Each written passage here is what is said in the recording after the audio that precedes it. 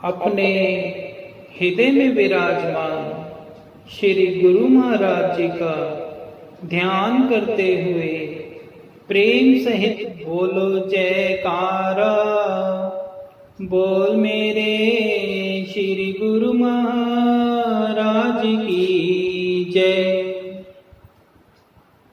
सत्संग सुनने का फल। एक प्रसंग है, एक मजदूर था। वो मजदूर तो था, साथ ही साथ किसी संत महात्मा का प्यारा भी था, सत्संग का प्रेमी था। उसने एक शपथ खाई थी कि मैं उसी का काम करूंगा, उसी का बोझ उठाऊंगा, उसी की मजदूरी करूंगा जो सत्संग सुने या मुझे सुनाए। वो पहले ही ये शर्त रख देता था, जो सहमत होता था वो मजदूर उसी का काम करता था। एक बार कोई सेठ आया तो उस मजदूर ने उसका सामान उठाया और सेठ के साथ वह चलने लगा। जल्दी जल्दी में वो शर्त की बात करना भूल गया। आधा रास्ता कट गया तो बात याद आ गई। उसने सामान रास्ते पर ही रख दिया और सेठ से बोला, सेठ जी, मेरा एक नियम है कि मैं उसी का सामान उठाऊंगा जो मुझे सत्संग सुनाए या मेरा सत्संग सुने। अब आप मुझे या तो सुनाओ या मुझसे सुनो। सेठ को बहुत जल्दी थी। वे बोला, अच्छा ठीक है, तुम ही सुनाओ। मजदूर के वेश में छुपे हुए संत की वाक्य धारा बह चली। मार्ग तय होता गया। सेठ के घर पहुंचे तो सेठ ने मजदूरी के पैसे दिए। मजदूर ने पूछा, क्यों सेठ जी, सत्संग कैसा लगा? आपको सत्संग याद रहा? सेठ जी बोले, हमने तो कुछ सुना नहीं, हमको तो बहुत जल्दी थी और आधे रास्ते में दूसरा मजदूर कहाँ मिलता हमें, इसलिए हमने तुम्हारी शर्त मान ली और ऐसे ही हाँ हूं करके हम तुम्हारे साथ आ गए। हमको तो अपने काम से मतलब था, तुम्हारे सत्संग से नहीं। और मेरी अभी कोई उम्र नहीं है सत्संग में जाने या सत्संग सुनने की।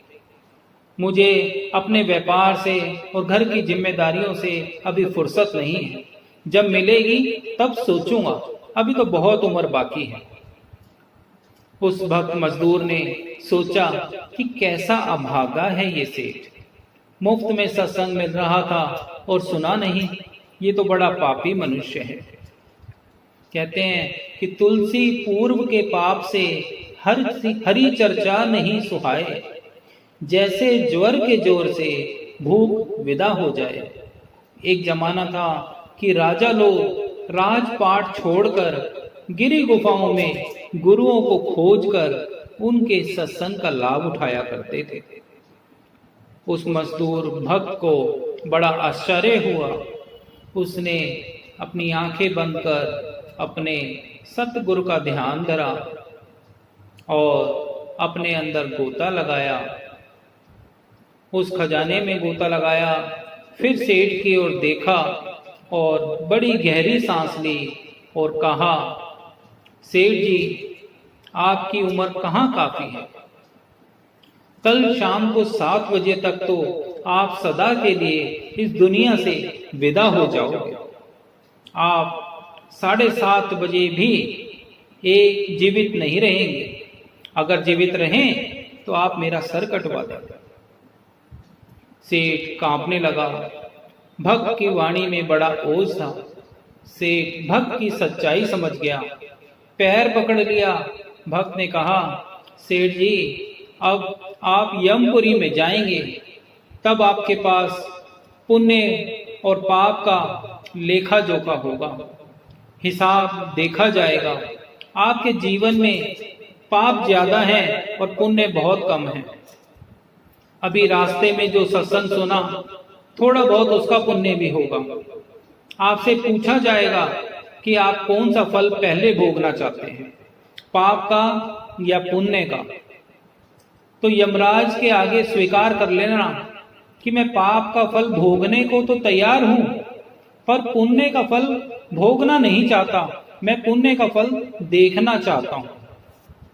जीवन में सुखी रहना है तो दूसरों की हुई बुराई और अपनी की हुई भलाई हमेशा के लिए भूल जाओ, आप सुखी हो जाओगे। हमें अपनी गलती होती है तो गुस्सा नहीं आता, लेकिन दूसरों की गलती देखकर बहुत गुस्सा आता है। दूसरों में भी अपना आप दिख जाए तो बेड़ा पार हो जाए। सेठ जी अगले दिन पहुंचे यमपुरी। चित्रगुप्त ने हिसाब किताब पेश किया। यमराज के पूछने पर सेठ ने कहा, मैं पुण्य का फल भोगना नहीं चाहता और पाप का फल भोगने से मैं इनकार नहीं करता। कृपया करके बताइए कि सत्संग के पुण्य का फल क्या होता है और मैं इसे देखना चाहता हूं। पुण्य का फल देखने की तो कोई व्यवस्था यमपुरी में नहीं थी। पाप पुण्य के फल भुगताए जाते हैं, दिखाए नहीं जाते। यमराज को कुछ समझ नहीं आया। उसने चित्रगुप्त से वर्णन किया। चित्रगुप्त को भी कुछ समझ नहीं आया। ऐसा मामला तो यमपुरी में पहली बार आया था। इसलिए यमराज जी उसे लेकर इंद्र के पास गए। इंद्रदेव ने कहा, पुण्य का फल तो भुगता जाता है, दिखाया नहीं जाता। मुझे तो कुछ समझ नहीं आता। सेठ बोला, नहीं, सत्संग के पुण्य का फल मैं भोगना नहीं चाहता, मैं तो सिर्फ देखना चाहता हूं। अब इंद्रदेव भी उलझन में पड़ गए, चित्रगुप्त भी उलझन में पड़ गए और यमराज जी भी उलझन में पड़ गए। तीनों सेठ को लेकर भगवान श्री नारायण के समक्ष उपस्थित हुए और इंद्रदेव ने पूरा वर्णन किया। भगवान मंद मंद मुस्काने लगे और तीनों से बोले, ठीक है, आप लोग जाओ, आप अपना अपना काम संभालो। सेठ को सामने खड़ा कर रहने दिया। सेठ बोला, प्रभु, मुझे सत्संग के पुण्य का फल भोगना नहीं है, अपितु देखना है। प्रभु मुस्कुराते हुए बोले, चित्रगुप्त, यमलोक के यमराज और स्वर्गलोक के इंद्रदेव जैसे देव आदर सहित तुम्हें यहां तक लेकर आए हैं और तुम मुझे साक्षात देख रहे हो। इससे अधिक और क्या देखना चाहते हो? कहने का भाव है कि जो 4 कदम चलकर संतों की शरण में जाता है और सत्संग में जाता है तो यमराज की भी ताकत नहीं कि वो उसे हाथ लगा सके। संतों की शरण व सत्संग के सुनने का फल इतना महान है। ऐसा सत्संग सुनने से पाप ताप कम हो जाते हैं, पाप करने की रुचि भी कम हो जाती है। सत्संग से बल बढ़ता है, सारी दुर्बलताएं दूर होने लगती हैं। भगवान को अपना मानना और अपने को भगवान का मानना, ये अंतर्मुखता है। व्रत करने से, तप करने से, तीर्थ यज्ञ करने से जो लाभ होता है उससे कई गुना लाभ भगवान से अपनेपन की भावना से होता है। ईश्वर आपका है और आप ईश्वर के हैं, ये दृढ़ भावना रखिए। जीवन में इस बात को चरितार्थ कर लीजिए तो बेड़ा पार हो जाएगा। परमात्मा सर्वत्र है, सुलभ है, लेकिन ऐसे परमात्मा भगवान को अपना मानना और अपने को भगवान का मानना, ये ही अंतर्मुखता है।